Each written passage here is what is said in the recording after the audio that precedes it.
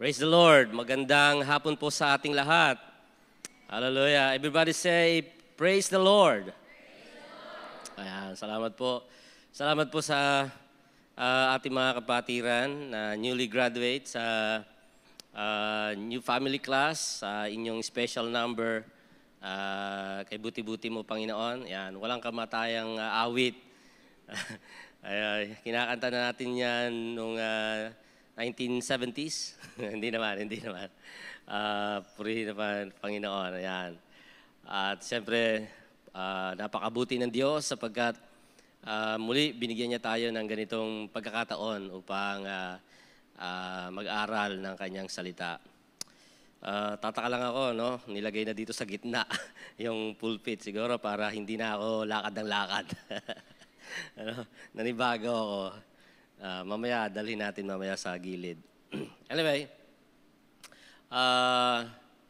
ang topic po natin sa gabing ito, gabi na agad, no? Hapon, ay to know Christ as the highest goal. Yan. Nakikita niyo po ba? Natatakpan ko ba? Medyo tabi natin konti.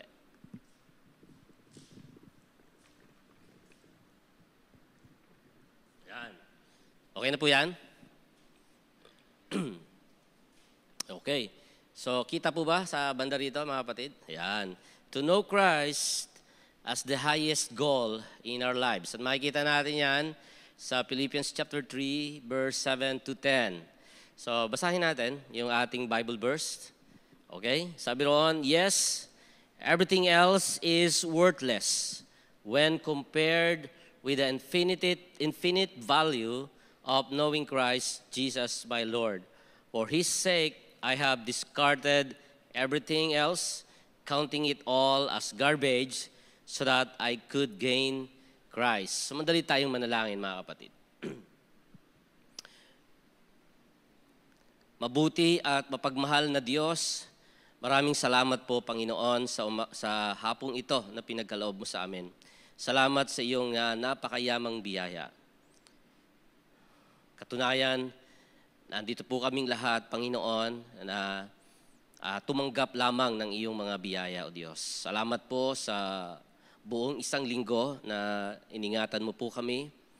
At maging sa mga oras na ito, dalangin po namin na samahan mo po kami sa pag-aaral namin ng iyong salita. Pagpalain mo po, Panginoon, ang bawat isa. Buksan mo po ang aming mga isipan, ang aming mga puso. Maging handa kami, Ama, sa pagtanggap sa iyong mga salita. Malayang kumilos at maghimala ang iyong banal na espiritu sa aming kalagitnaan. Purihin ka, O Diyos. Ito po ang aming dalangin sa pangalan ni Jesus. Amen. Amen. To know Christ as the highest goal in our lives.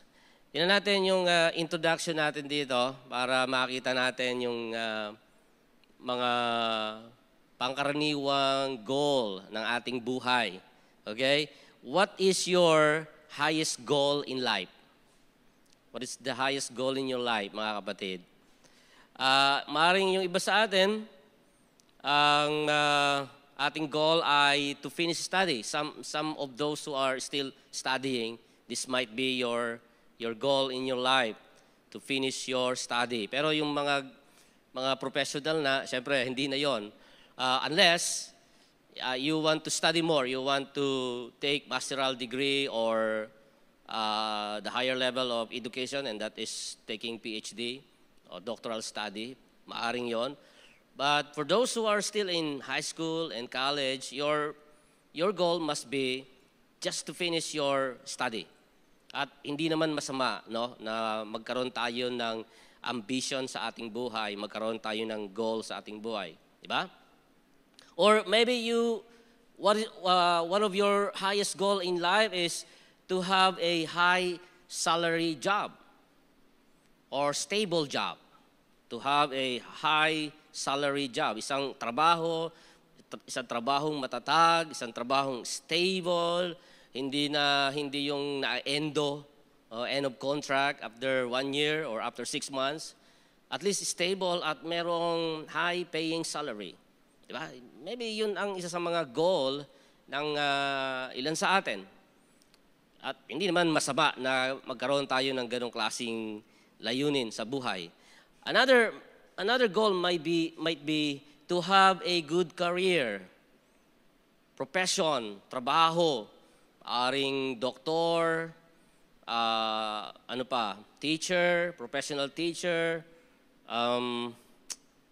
engineer, lawyer, pilot, flight attendant. Naalala ko tuloy nung mga elementary pa lamang kami, yung kapitbahay namin, ang sabi niya, ang gusto daw niyang maging, paglaki niya, gusto niya ay maging Metro Aid. Noong time na yon, yung Metro Aid, yung street sweeper. Di ba? Kasi ang ganda nga naman nung tawag Metro Aid. Parang ang sarap pakinggan. Pero yun daw ang gusto niya. And then yung isa naman, ang sabi niya, professional hold-upper. Professional, at least professional ka. May license ka na mang-hold up. Di ba? So, career. You want to have a good career. Okay?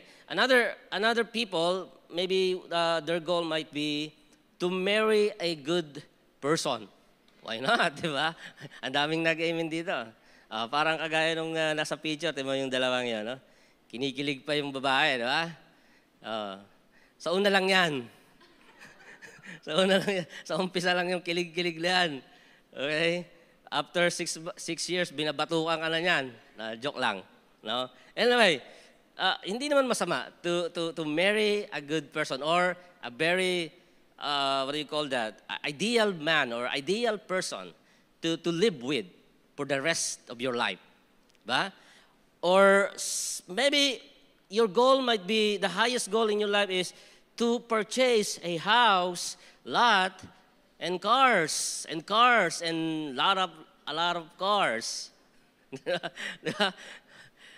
Isa sa mga hindi ko pinag-pray ay magkaroon ng kotse. Kasi wala akong pagpaparkingan. Okay? Or some of you, maybe your highest goal in life is to have financial freedom. Wow naman. Tama ba? Financial freedom. Yung bang kahit natutulog ka, may kumikita ka. Ang ganda nun, di ba? Ang sarap yata nun. Di ba? Kahit umaambon, bumaba sa labas, no? Tulog ka, may pera ka. You have a financial freedom.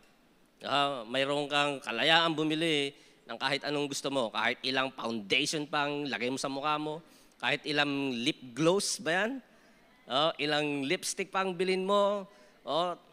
Ubusin mo ang pera mo sa make-up, walang problema. Kasi meron kang financial freedom. Yung iba naman, to travel around the world. Wow naman, di ba?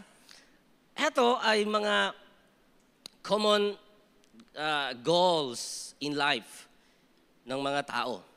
At hindi masama magkaroon tayo ng goal kasi goal is an inspiration or aspiration, something that gives us direction and determination to do and to achieve something.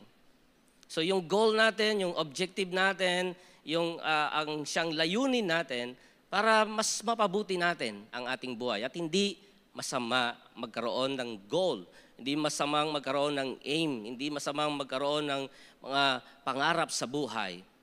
Pero alam niyo po ba kung ano ang mga mga bagay na yan? What is the thing, what all of these things in common? Ano po ang pagkakapareho ng lahat ng mga bagay na yan? They are all earthly and temporal. Lahat ng mga bagay na yan ay pansamantala lamang sa mundong ito.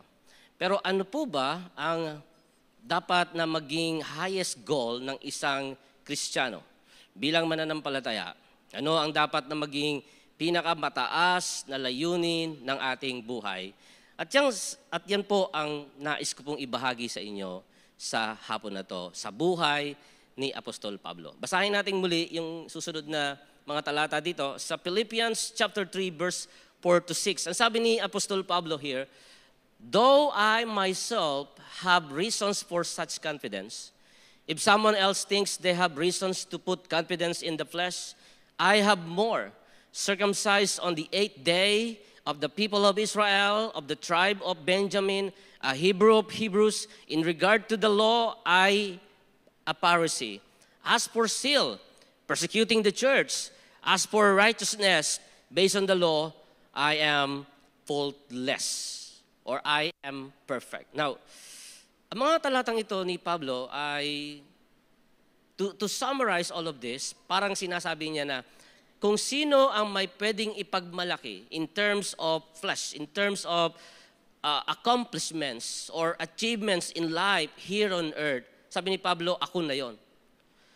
Ako na yung taong pwedeng, pag pinag-uusapan ng accomplishment, pag pinag-uusapan ang mga bagay na nagawa sa ibabaw ng lupang ito, isa na ako sa pwedeng magtaas ng kamay at pwedeng magmalaki. Because I have done everything. I have already accomplished all of these things. Sabi ni Pablo. No? Sabi niya, in regards to the zeal, for the zeal, I have persecuted the church. Si Pablo ay, bago siya na-convert sa Christianity, bago siya naging isang Kristiyano, he was persecuting the church, yung early church. Kasama niya ang mga Roman soldier, they would attack the Christian congregation and they would,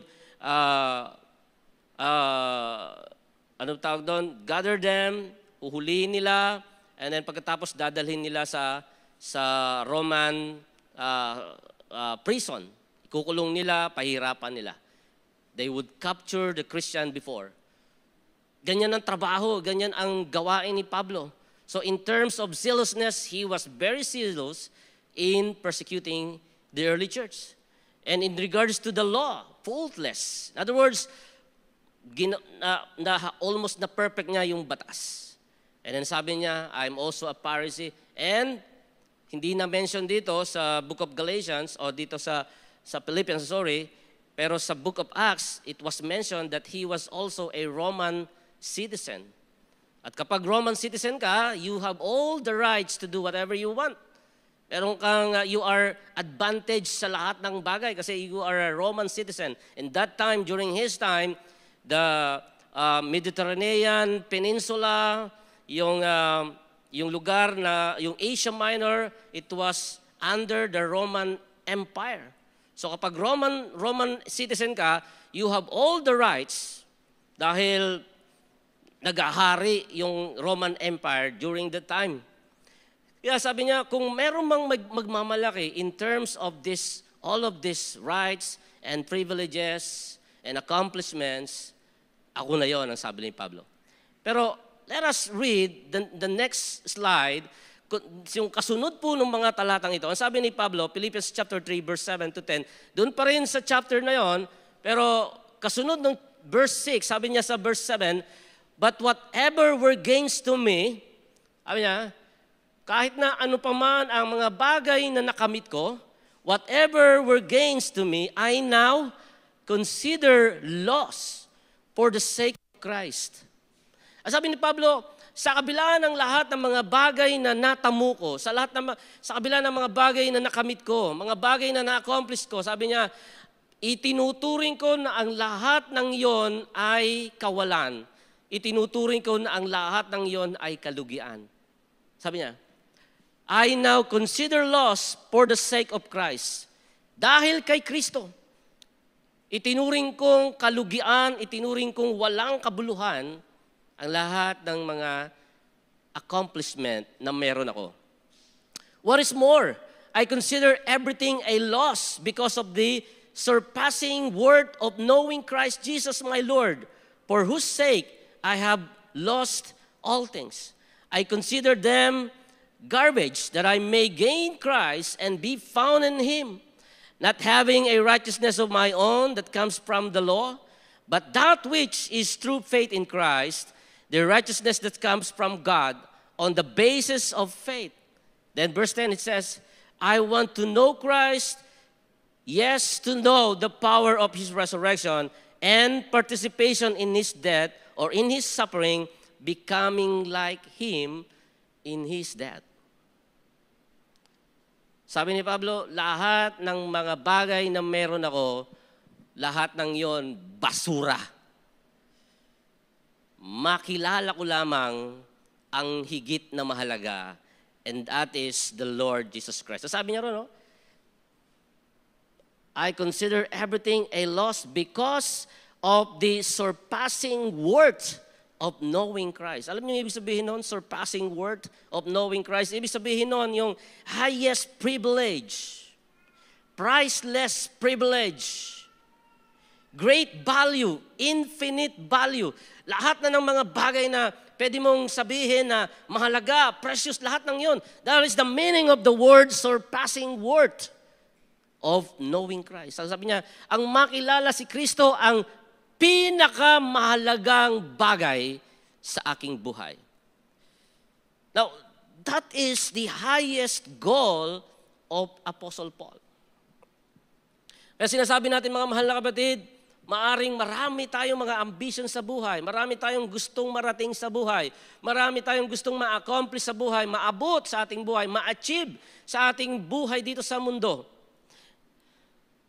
Well, I pray from the bottom of my heart na dapat, na I hope na makamit po ninyo ang mga pangarap nyo sa buhay. Pero nais ko rin po na ipaalala sa inyo na ang lahat ng mga bagay na yon ay walang kabuluhan kung hindi natin kilala ang Panginoong Hesus. Nang lahat ng mga bagay na yan ay temporal, pansamantala, earthly, lahat ng material gains. Maaring yumaman tayo, maaring magkaroon tayo ng maraming mga property in the future. Maaring maging matagumpay tayo sa ating mga larangan, sa ating mga propesyon. But all of this are only will live for a short time. Sapagkat ang tunay na mahalaga sa ating buhay, mga mahal na kapatid, ay ang makilala ang ating Panginoon. Magkaroon ng isang ganap na relasyon sa Diyos na hindi kayang pantayan ng kahit anong material na bagay. And that is to know Christ in our lives. Amen po ba? Hindi natin dapat ipagpalit sa anumang material na bagay ang meron tayong relasyon sa Diyos.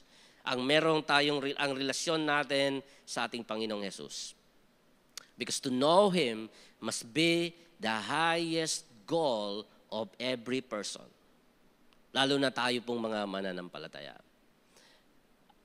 Tingnan natin yung next slide. At sabi po dito, for Apostle Paul, knowing Christ is losing everything for the sake of surpassing word of knowing Christ. Losing everything for the sake of surpassing word of knowing Christ. Ito po, para kay Pablo, ito yung mas mahalaga. Mas mahalaga sa kanya yung mas magkaroon siya ng kaalaman kay Kristo, ma-develop yung kanyang knowledge kay Kristo. And by the way, hindi lamang ito yung to know Christ, hindi lamang ito yung magkaroon ng information about Christ. To know Christ means to have experience with Him, to experience God, to experience Christ in your life. So hindi lamang yung head knowledge, hindi lamang yung makilala mo lang siya, malaman mo lang kung sino siya. Hindi sapat yon.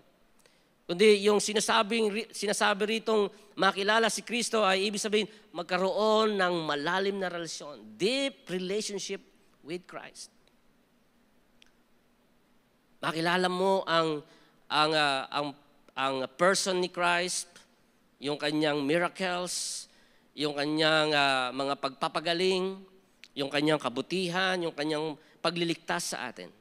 And that is to have a personal relationship with the Lord. Hindi sapat yung alam lang natin yung pangalan ng Diyos. Hindi sapat yung malaman lang natin mga based on the information na pwede nating mabasa. Kundi ang ibig sabihin ng knowing Christ, mga kapatid, ay ikaw mismo. Mayroon ka bang experience with Him? Na-experience mo ba yung grace ng Panginoon, yung biyaya ng Panginoon sa iyong buhay? Amen? For Apostle Paul, knowing Christ is the ultimate prize and everything else is rubbish. Para kay Pablo, no po, yung makilala si Kristo, ang tawag niya diyan ay ultimate prize. Pinakamahalagang, pinakamataas na tagumpay o reward. No? At ang lahat ng bagay ay rubbish o basahan o basura. Naalala natin, itong week lamang na to, no? Or just last week, yung Olympic Games. Olympic Games. Ilan sa ating mga Pilipinong Olympians, nanalo ng mga medals. Isa doon, 2 ang gold medals. And then yung isa ay, I think, silver and bronze, no? Yung 2 pa nating mga Pilipino. At pag-uwi nila dito sa Pilipinas, talagang katakot-takot na reward, katakot-takot na heroes welcome, no? Kabi-kabila yung mga parangal sa kanila. Mayroon na silang gold medal, mayroon pa silang mga reward from the government and galing din sa iba't iba pang mga private organization. May house and lot, may condominium, may cars. Yes, maaaring sasabihin natin, yung ibang mga Pilipino, nung makita nila, malaman nila na ganun pala kalaki yung gantimpala, yung reward para doon sa mga nagkakaroon ng gold medals na sa mga Olympic medalist. Gusto na nilang gumaya, no? Nagtatatumbling na. Ano? Kahit natutulog, nagtatumbling-tumbling, no? Huwag niyo pong gagayahin yung mga kapatid, no? Hindi tayo sanay doon, baka mapilayan kayo. So, pero alam niyo po ba, lahat ng yon, maaaring sa ngayon, maganda yon. Maaaring sa ngayon, nakaka-inspire naman ang buhay nila. Baka nga yung iba sa atin, nakakaigit. Sana ako na lang yung may gold medal. Sana ako na lang yung naging gold medalist para ako yung may mga ganong klaseng reward. Marami na akong pera. Pero I want to remind all of you, mga kapatid, na lahat ng yon ay lilipas. Amen? Lahat ng yon lilipas. Walang kabuluhan yon kung wala ka kay Kristo. Walang kabuluhan yon kung hindi mo ibabalik ang buhay mo sa Diyos. The most important gift or reward that every person can ever receive is no other than your own life. Yung buhay na meron tayo, that is already the reward from God, the gift from God, na dapat nating pahalagahan at ibalik sa Diyos sa pamamagitan ng ating paglingkod at pagpupuri sa Kanya. So lahat ng mga bagay noon, it could be rubbish, basahan, basura, compare to knowing Christ. What is that? For Apostle Paul, that is the ultimate prize. Mga kapatid, meron na kayong ultimate prize. Meron na kayong reward from God. Meron na kayong goal from God. Highest goal in your life is to know Christ. And that is your ultimate prize. Amen po ba? Sa puso natin, ilagay natin. Araw-araw. Sa isip natin, ilagay natin sa isip natin. Huwag natin kakalimutan na unahin ng Panginoon. Bigyan natin ng halaga ang mga bagay na para sa Diyos. Set our hearts, set our mind not on earthly things, but on the things about God, on the heavenly things, spiritual things. Mga bagay na makapagbibigay ng kaluguran at kapurihan sa Diyos. Amen? For Apostle Paul, knowing Christ gives him not earthly or temporal gain, but infinite value. Yung makilala si Kristo, mga kapatid, para kay Pablo, hindi po ito nagbibigay sa kanya hindi ng earthly or temporal gain. Ang pagkakilala kay Kristo, hindi ka nagtamo ng mga bagay na material. Hindi ka nagtamo ng mga bagay na pansamantala. Sa halip, ang natamo mo ay infinite value. What do you mean by infinite value? Ibig sabihin niyan is spiritual value. Spiritual things, spiritual blessing na hindi matatapos. Pangmatagalan. It will be forever. Ito po ay yung spiritual blessing from the Lord. Our relationship with God, our fellowship with God.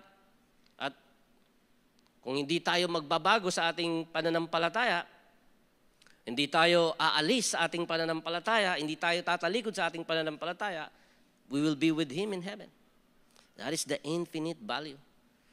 Kaya ang ating isipan, mga kapatid, do not focus on the earthly temporal things, but rather set your mind, focus your mind, your heart on the things above. Set your minds and hearts on Christ, on the Lord Jesus Christ. Para na sa gayon, mga kapatid, just like the Apostle Paul, meron tayong tinatawag na infinite value. Tinanggap natin ang gantimpalang hindi kumukupas, ang gantimpalang magtatagal hanggang wakas, magpawalang hanggan, sapagkat ang reward na yan ay galing sa ating Panginoon. Next slide. Sabi dyan, Paul wants to know the person of Christ. Do you want to know the person of Christ, mga kapatid? Do you want to know Him personally? No? Hindi lang hearsay, hindi lang sabi-sabi. In other words, dapat, pag sinabi natin, I want to know the person of Christ, meaning, I want to experience Him. Ayan. I want to experience His Word. Kailangan buhay na buhay ang salita ng Diyos sa ating mga puso at buhay. Nangyayari, na-experience mo. That is the meaning of knowing Christ personally. Amen. Hindi lamang natin siya, sabi nga natin, hindi lang kilala sa pangalan, kundi dapat na raramdaman natin sa buhay natin, sa pamilya natin, sa oras ng trabaho, sa oras ng pag-aaral. Do you experience the person of Christ? Do you share the person of Christ? Pinapakilala niyo ba siya sa iba? Do you introduce the person of Christ to your friend, to other people, to your classmates, to your co-workers? That is the meaning of knowing Christ in person. And then, ganun din, Paul wants to know the power of Christ. Pinagtagumpayan ni Kristo ang kasalanan at ang kamatayan. Dapat ganun din tayo, mga kapatid. Kinakailangan din na katulad ng ating Panginoon, He rose from the dead.